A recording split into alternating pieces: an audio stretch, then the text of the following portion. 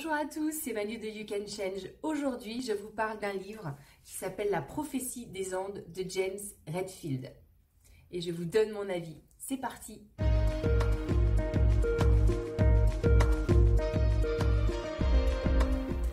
Alors, La prophétie des Andes, c'est un livre que j'ai lu pour la deuxième fois le mois dernier, après 5 ans de pause.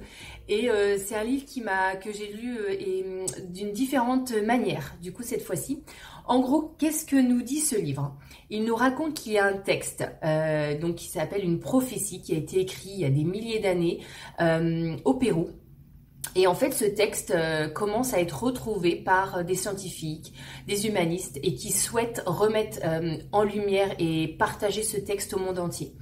Or, les religieux péruviens ne souhaitent pas que ce texte soit partagé parce qu'ils ont peur que ça entache la religion et que les gens se détachent de la religion et n'y croient plus, en fait. Donc en fait, on rentre dans une espèce de quête et on part en voyage au Pérou avec notre protagoniste qui part en quête de tous ces textes.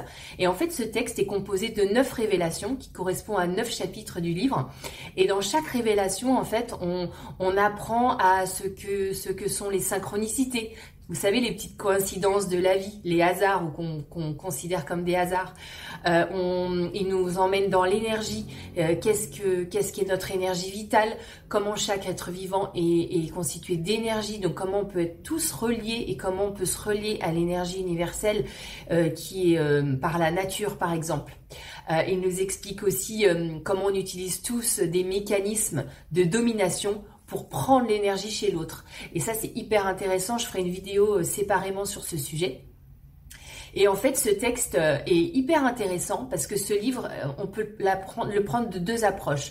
On peut le prendre d'une approche très romancée, qui était ma première lecture, en mode les pieds en éventail à la plage pour l'été, c'est cool, c'est une belle histoire et c'est assez sympathique.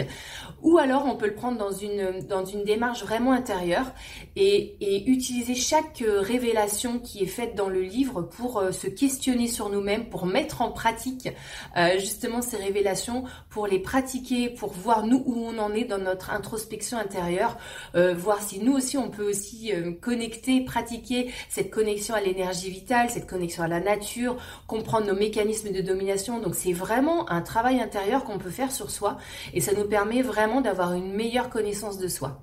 Donc je vous le recommande. Donc c'est de James Redfield, La prophétie des Andes. Si vous l'avez lu, si vous avez des commentaires, si vous voulez poster votre avis, n'hésitez pas à le poster en commentaire et n'hésitez pas à liker et partager cette vidéo si elle vous a plu. Je vous remercie beaucoup et je vous dis à très vite pour une prochaine vidéo.